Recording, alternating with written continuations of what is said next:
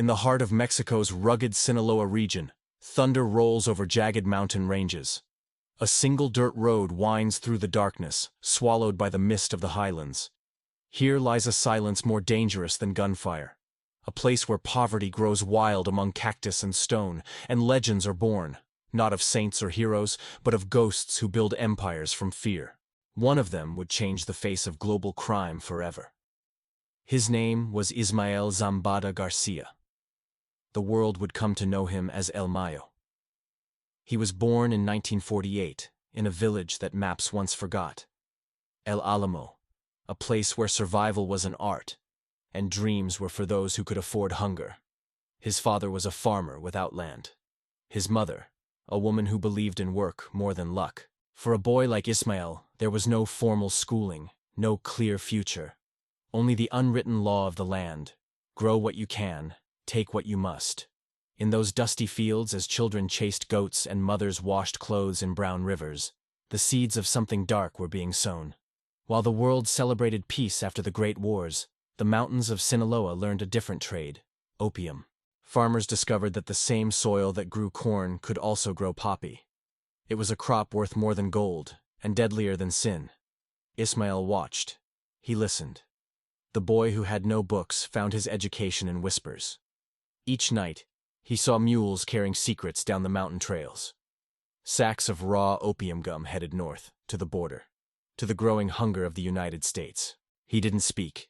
He just learned. The trade was primitive back then, in the 1960s, small-time, local. But in the chaos of institutional corruption, a network began to form. Police were bought, mayors were silenced, and among the nameless workers, a young smuggler was learning how real power moved. Not through force, but through patience and discretion.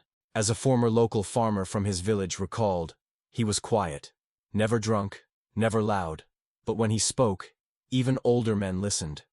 We didn't know what he wanted, but we knew he'd get it. That silence would become his greatest weapon.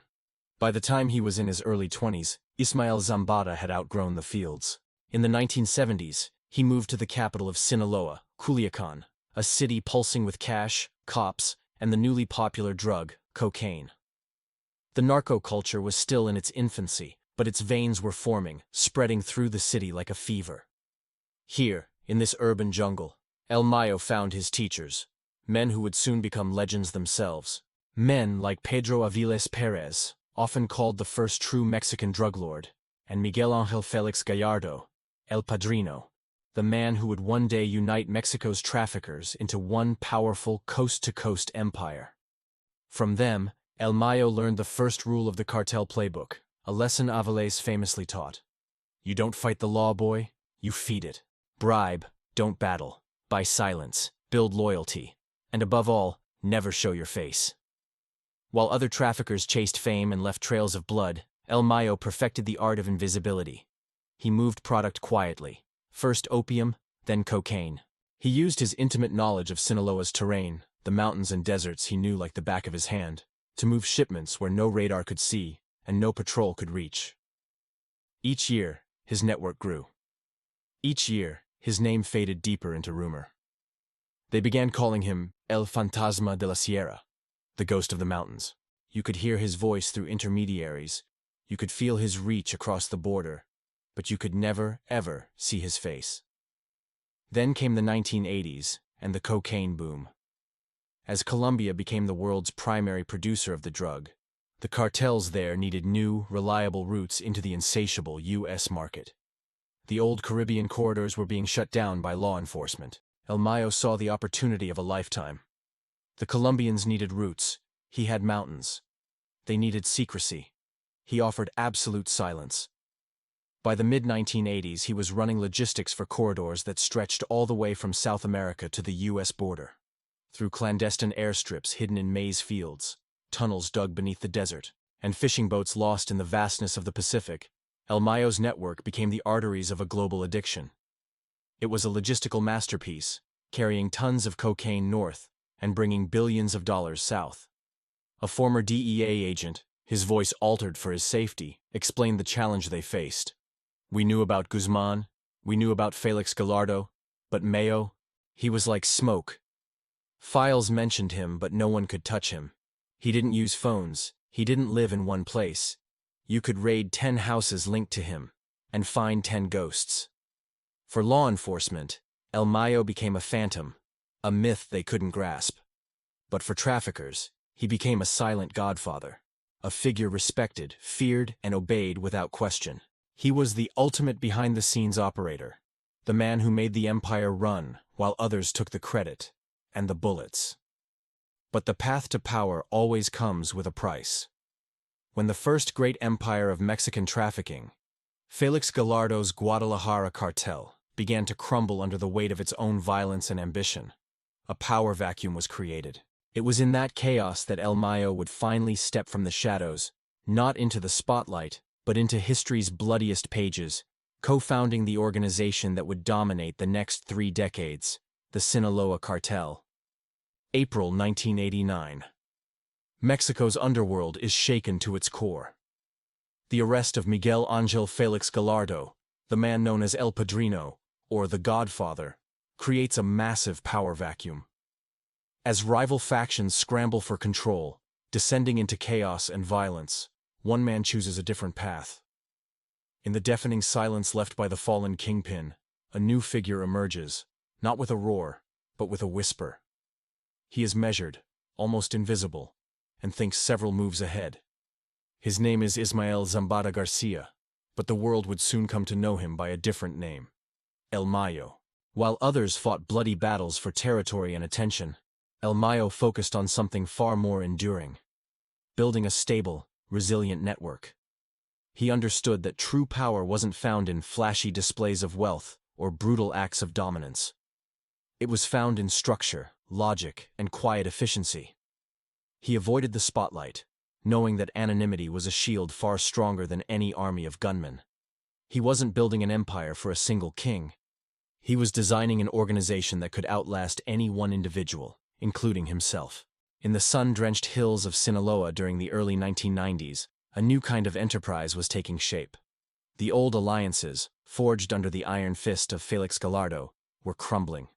Betrayal was rampant, and loyalty was a commodity in short supply. Amidst this turmoil, El Mayo chose collaboration over conflict. He recognized the talent and ambition of a new generation of leaders, individuals who were hungry but also smart. He reached out, not as a conqueror, but as a partner. He joined forces with figures like Joaquin El Chapo, Guzman, and Héctor El Güero Palma, forming a coalition that would become the foundation of the modern Sinaloa organization. This wasn't a top-down dictatorship. It was a federation built on mutual respect and shared interests. Their philosophy was simple but revolutionary in their world. Coordination was more profitable and sustainable than constant confrontation. Why fight over a piece of the pie when you could work together to make the entire pie bigger? A former federal officer who tracked him for years once said, "He never raised his voice. He planned. He listened. That's why people followed him." That composure became his trademark. In a world driven by ego and impulse, El Mayo represented discipline and long-term vision. He approached his growing operation like a brilliant business architect. While his rivals were focused on immediate gains, he was drawing up blueprints for the future. He methodically built routes, not just for trafficking, but for logistics, communication, and finance. Every connection served a purpose. Every partnership was a calculated investment. He expanded quietly, creating a sophisticated web that stretched from the production fields of South America to the lucrative markets in the United States and beyond. A DEA intelligence analyst who studied his methods compared his organization to a Fortune 500 company. He treated the operation like a corporation, the analyst explained. Logistics, distribution, finance, it was all structured. You could almost draw an org chart. This corporate mindset was his greatest innovation. He understood that to survive, the organization had to be more than just a collection of criminals. It had to be a well-oiled machine. In 1993, this theory was put to the ultimate test. El Mayo's closest partner and co-founder, Joaquin El Chapo Guzman, was captured in Guatemala. Law enforcement and rival organizations predicted the immediate collapse of their faction. They expected infighting, chaos, and a bloody grab for what was left. They were wrong. While the world's attention was fixed on El Chapo's prison cell, El Mayo's system continued to run with uncanny smoothness. The machine he had designed didn't depend on a single leader. It depended on its design. The routes remained open, the product kept moving, and the profits continued to flow. El Mayo had proven that his model of a decentralized, resilient network was not just a theory, it was a reality. In the mountains and valleys of Sinaloa, you won't find statues of Ismael Zambada. You won't hear songs boasting of his exploits. Instead, you'll hear whispers. Locals refer to him as El Fantasma de la Sierra, the ghost of the mountains. The name is fitting. For decades, he has been a powerful, ever-present force, yet he remains unseen, almost spectral. He's not gone. He's just incredibly hard to see. This near invisibility is a core part of his strategy, but his influence is felt everywhere. To many in the remote communities of the region, he was seen not as a threat, but as a source of order and stability. In areas where the government's presence was weak or non-existent, he provided what the state couldn't: security, jobs, and a form of grassroots justice. He invested in local infrastructure, helped farmers, and mediated disputes. This created a powerful bond of loyalty. One local resident, speaking anonymously, explained it this way: "He helped the community. People felt safe when things were organized. This wasn't just charity, it was a brilliant strategic move. In exchange for stability and support, he received the unwavering loyalty of the people, a human intelligence network that was impenetrable to outsiders and law enforcement. This mutual understanding was the true foundation of his power." Throughout the 1990s, as newspaper headlines screamed the names of other, more flamboyant figures, El Mayo's name was rarely mentioned. While others posed for photos and cultivated public personas, he actively sought anonymity. He understood that in his line of work, fame was a liability. It painted a target on your back. Silence, he knew, was his strongest protection. It allowed him to operate, to plan, and to grow without attracting unwanted attention from the government or from his rivals. Then, in 2001, the underworld was shaken once again. El Chapo, his old partner, executed a dramatic and now legendary escape from a maximum security prison. The world braced for a new wave of violence as El Chapo sought to reclaim his throne. But again, the expected chaos didn't materialize. Why? Because El Mayo was there to ensure continuity. He didn't see El Chapo's return as a threat to his own power, but as an opportunity to strengthen the organization. He seamlessly reintegrated his partner, adapting their structure for a new century. They embraced technology, globalized their markets, and refined their communication networks. As the world evolved, so did they. By the mid-2000s, the network El Mayo had so patiently built spanned the globe. His routes were no longer just regional pathways. They were intercontinental superhighways. From the Andes in South America to the ports of Europe and the cities of Australia, information, money, and goods moved through channels so sophisticated and efficient they mirrored the operations of multinational corporations.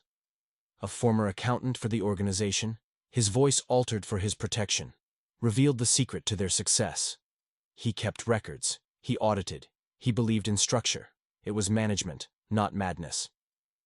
For Ismael El Mayo Zambada, survival was never about luck. It was about design.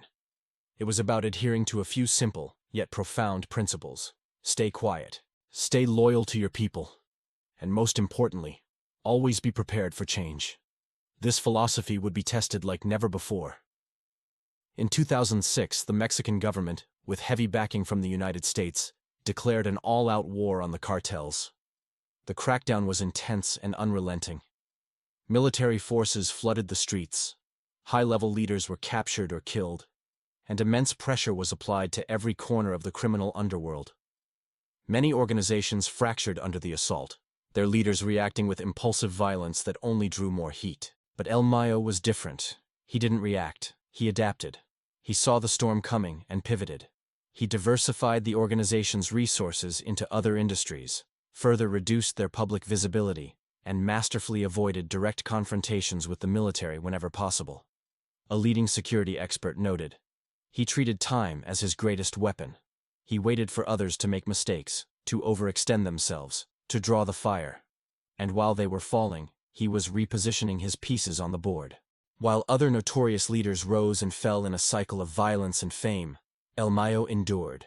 He outlasted presidents, generals, and rival kingpins. He watched as his most famous partner, El Chapo, was captured again, extradited, and imprisoned for life in the United States. Yet, the organization continued. By the end of the decade, Ismael Zambada Garcia had become something truly unique in the history of organized crime. A leader without a public face, a king without a throne, an architect of an empire who remained a ghost. His story is a masterclass in strategy, discipline, and the nature of unseen power. For over half a century, he has navigated one of the most dangerous and volatile environments on Earth, not through brute force, but through intelligence. He is a testament to an old saying, one that he seems to have lived by his entire life. Power is not in being seen, it's in being remembered without ever having to appear. By the dawn of the new millennium, El Mayo's reach had stretched far beyond Mexico's borders. What began as local coordination had quietly transformed into a global network that mirrored the efficiency of legitimate international trade. His method was deceptively simple: observe the world's systems, and then move silently within their existing currents. He meticulously studied how commerce flowed: the ports, the distributors, the intermediaries. Where others saw risk, he saw a predictable rhythm. He wasn't building a kingdom, he was designing an infrastructure. It was like watching a stealthy startup grow into a multinational corporation, but completely off the books. From the shores of Central America to the islands of the Caribbean, from the Pacific coast all the way to Europe, his logistical network operated through hundreds of hands. Each person was trained to know only their small, specific fragment of a much larger design. This compartmentalization was his masterstroke. If one pathway was compromised, another would automatically adjust to compensate. It wasn't a fragile chain, it was a resilient, self-healing web. When governments around the world increased security measures, he didn't confront them head-on. He simply re-engineered his routes around the obstacles. For him, flexibility was the key to survival. He deliberately kept his operational teams small, highly specialized, and fiercely loyal. His greatest weapon wasn't brute force. It was an unwavering, almost supernatural patience. Technology entered his world, but slowly and with caution. Two-way radios gave way to encrypted phones, and paper ledgers were gradually replaced by digital memory. Yet, even as the digital age fully arrived, El Mayo placed his trust in people far more than he ever did in devices. His messages were always brief, his orders delivered with a calm authority. To many inside his inner circle, he was less a man and more of an invisible presence, a quiet force who spoke rarely, but always decisively. As free trade agreements opened borders and revolutionized global commerce, corporations seized the opportunity to move goods faster and cheaper. El Mayo saw the same opportunity, but for a different purpose: to hide his movements in plain sight. He followed the exact same routes used by legitimate international businesses, using the sheer volume of global trade as camouflage. This is precisely why detecting his network became a nearly impossible task for law enforcement. It blended seamlessly with the everyday flow of legal commerce. By 2005, intelligence analysts had quietly started calling his structure the Invisible Company. He organized his enterprise like a modern corporation, creating distinct departments for logistics, finance, communications, and even community outreach. Each division was run by a trusted associate, and they all reported back through a complex system of coded signals. Accountability was paramount. Every route had its own balance sheet, meticulously tracked. Every operation had a backup plan, and then a backup for the backup. His understanding of supply chain economics rivaled that of experts at the world's top logistics firms. But he kept it personal, building his empire on the foundations of handshake deals, mutual trust, and a shared code of silence. When the global financial markets crashed in 2008, massive corporations crumbled under the pressure. But El Mayo's decentralized, low-profile model kept running without a single hiccup. There were no boardrooms to panic, no stock prices to plummet, no public exposure. There was only pure, unshakable adaptability. He proved a fundamental truth. Low visibility is the ultimate form of stability. The fewer headlines you make, the longer you last in the game. While his rivals chased dominance through sheer volume and violent displays of power, El Mayo sought endurance through discretion. His empire moved silently, always staying 2 steps behind the spotlight's glare. Back in the mountains of Sinaloa, on the surface, life appeared to go on unchanged. But through the crackle of radio chatter and the exchange of coded phrases, decisions were being made that affected the movement of goods across entire continents. He never left the mountains in spirit. That was his unique balance, immense power abroad, with his roots planted firmly at home. This duality came to define his entire legacy, global in operational scope, but intensely local in his loyalty and grounding. By 2010, his influence had quietly permeated financial corridors, transport systems, and communication webs across the globe. Each connection he forged was subtle, each alliance deliberately chosen. He adapted to digital tools much faster than most intelligence agencies ever expected. But he used them sparingly, just enough to gain an advantage, but never enough to expose himself to digital trails. In the age of information, he had mastered the art of complete invisibility. There were no photos, no interviews, no public appearances. There were only whispers, legends, and widespread speculation. Authorities managed to document fragments of his operation, intercepted messages, coded names, unexplained patterns in international trade data. But the central figure, the architect behind it all, remained a complete mystery. It was like chasing a shadow across the surface of water.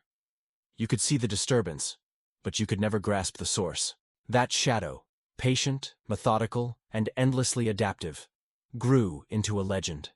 And so, the story loops back to where it all began. Here in these quiet hills, a man turned isolation into his greatest strength and anonymity, into a tool for unparalleled longevity. He proved that true power needs no crown, no face, and no noise. The world was changing, and fast. Power was no longer measured in territory, but in data, bytes, connections, and the endless flow of information. For decades, El Mayo Zambada had built his strength on a foundation of secrecy. But now, in the glare of the digital age, secrecy was becoming a ghost of the past. Governments gained new eyes in the sky and ears in every signal. As the rules of the game shifted, El Mayo did what he had always done best. He adapted. He understood a fundamental truth. Technology can either expose you or protect you. It all depends on how you use it. He chose protection. Quietly, he built a silent alliance, a close-knit circle of technically minded advisors, analysts, and strategists. Their job wasn't to attack systems, but to understand them. They didn't hack, they predicted. By studying patterns, they used knowledge as a form of armor, turning the digital world's greatest strength, its memory, into a vulnerability they could exploit. In a world obsessed with speed, he deliberately slowed down. His messages remained short, concise, and were often delivered in person by trusted couriers who had been with him for years. He operated on a simple principle. Machines may forget nothing, but humans can choose what to remember. It was a philosophy of calculated patience. He used low-tech methods to survive in a high-tech world. No emails, no digital money trails, no photos. Everything was face-to-face, a human connection in an age of digital detachment. Meanwhile, the global economy was moving online at a dizzying pace. Digital currencies, encrypted messaging apps, and instant global transactions were rewriting the rules of how money and power flowed across borders. El Mayo didn't try to fight this digital tide. Instead, he observed it quietly, like a scientist watching a new species evolve in a complex ecosystem. He saw that the real opportunity wasn't in using the tools themselves, but in understanding how everyone else used them. Knowledge itself became his most valuable currency. He transitioned from a master of logistics to a master of information. That's how he outlasted his rivals, one by one. Inside his inner circle, he created a new, unbreakable rule. Stay silent in a world that never stops talking. While media frenzies swirled around his associates, with their faces and stories splashed across every screen, El Mayo remained a ghost. There were no public images, no voice recordings, nothing verified.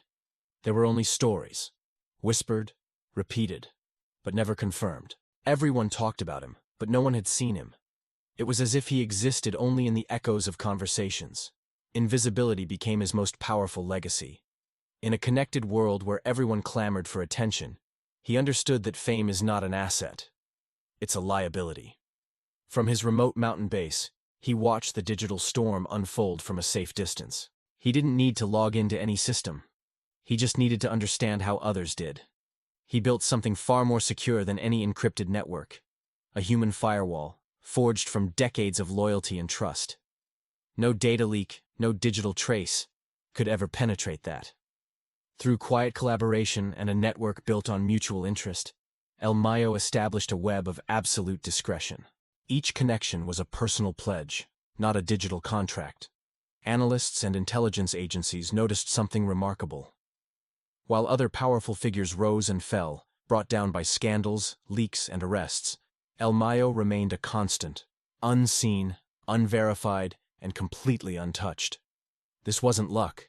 It was the result of incredible discipline. He treated privacy like an art form, becoming the original minimalist in an age of relentless oversharing. By the mid-2010s, his organization was no longer just about movement. It was about management. He streamlined everything: communications, resources, alliances. Every decision passed through layers of trusted hands, like a secret whispered down a line, until it reached only those who absolutely needed to know, and no one else. He never rushed. Every choice was perfectly timed, every risk meticulously measured. The deliberate, unhurried pace of his thinking was his greatest defense. He ran his network like a century-old family business, built on legacy and tradition, not on reckless impulse. And legacy was the word that now defined him. As he approached his 70s, El Mayo was more than a leader. He was a myth still in motion, a living legend shrouded in fog. In a world obsessed with exposure, he proved that sometimes the greatest form of power is to remain completely and utterly unseen. The loudest leaders eventually fade, but the quiet ones endure. They say that somewhere in these endless mountains, a man without a face still lives. He leaves no photographs, no fingerprints, no confirmed trace of his presence for years. Yet, his name still echoes in conversations whispered in cities far, far away. El Mayo.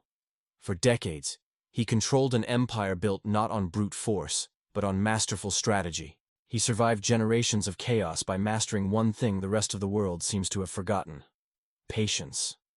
He didn't chase power. He simply waited for it to come to him. As the 2020s unfolded, the world digitized faster than anyone could adapt. Surveillance became sharper, alliances shifted overnight, and the old guard of secret networks began to crumble and disappear.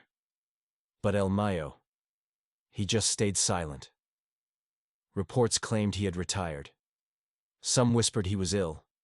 Others swore he was still firmly in command, sending signals not through encrypted devices, but through tradition, through loyalty, through stories passed down like folklore. His greatest trick wasn't escaping capture.